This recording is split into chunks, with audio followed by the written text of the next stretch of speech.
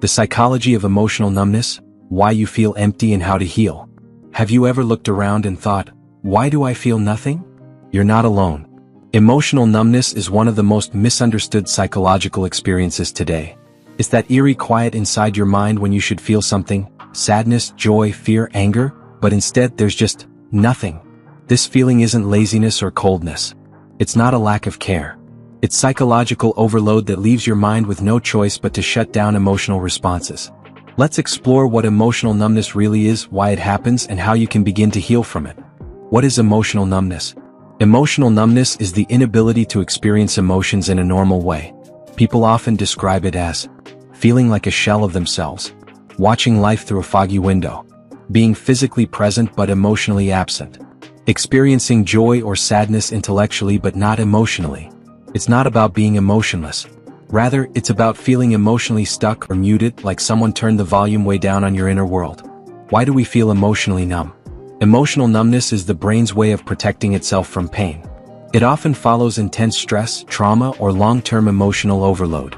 Your brain, in an effort to avoid burnout, starts shutting down emotional processing to conserve energy and protect your psychological core. Let's break down the key reasons. 1. Emotional overwhelm and burnout. When your emotional system is overworked, due to stress, loss, anxiety, or pressure, your mind hits the emergency brake. You go numb not because you're weak, but because your brain is trying to survive. 2. Childhood emotional neglect. If you grew up in an environment where emotions were invalidated or ignored, your brain may have learned to shut emotions down early. As an adult, this becomes your default response to stress or discomfort. 3. Suppressed trauma. Unprocessed trauma is a major contributor to emotional numbness. When trauma isn't integrated, your mind files it away, blocking both painful and pleasant feelings to avoid triggering that pain. 4. Mental health conditions. Emotional numbness is a common symptom of depression, PTSD, anxiety disorders, dissociation, complex trauma, CPTSD. 5. Medication side effects. Some antidepressants, particularly SSRIs, can dampen emotional intensity. While they may reduce depression or anxiety, they can also blunt positive feelings. Signs you're experiencing emotional numbness.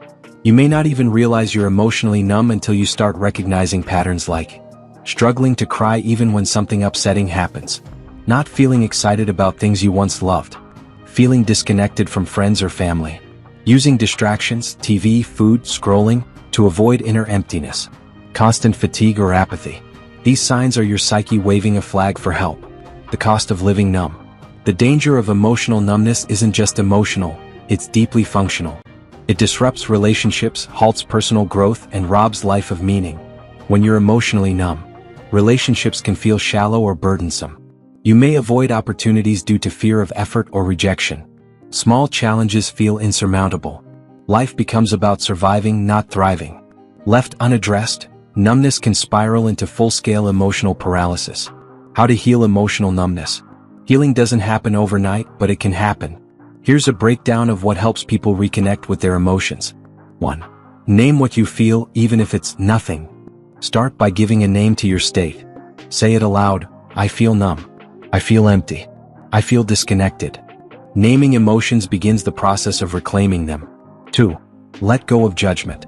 Emotional numbness often comes with guilt. What's wrong with me? Or, why can't I just be happy? Accept that your numbness is a defense mechanism, not a character flaw. 3. Create emotional safety. Your nervous system won't release numbness until it feels safe. Create calm environments. Dim lights, soft music, weighted blankets, gentle touch or self-soothing techniques. These small actions send signals to your body that it's okay to feel again. 4. Engage in mindful movement. Activities like yoga, walking, tai chi, or slow stretching help reconnect the mind and body. When you move intentionally, you create space for sensation and emotion to return. 5. Talk it out with a therapist. Trauma-informed therapy, especially EMDR, somatic therapy, or internal family systems (IFS), can help you unlock and process buried emotions safely. 6. Reduce emotional noise. If you constantly distract yourself with your phone, food, work, or people, you're numbing further. Begin small. Set a 5-minute timer daily for no distractions. Sit with your feelings without judgment. Slowly, the emotional fog will lift. 7.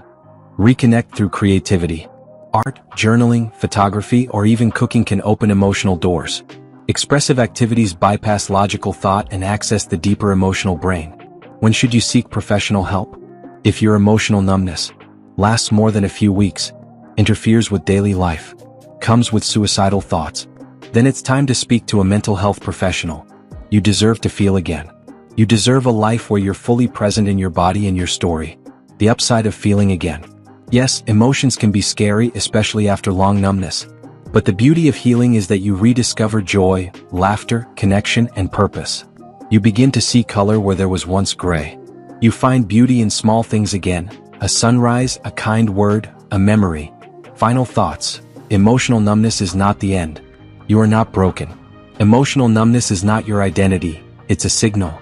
Your brain is telling you it's time to slow down, to listen, to heal. The path back to feeling may be slow and uneven, but every small step, every flicker of emotion, is proof that you're coming back to life. You are allowed to feel. You are allowed to heal. And you don't have to do it alone.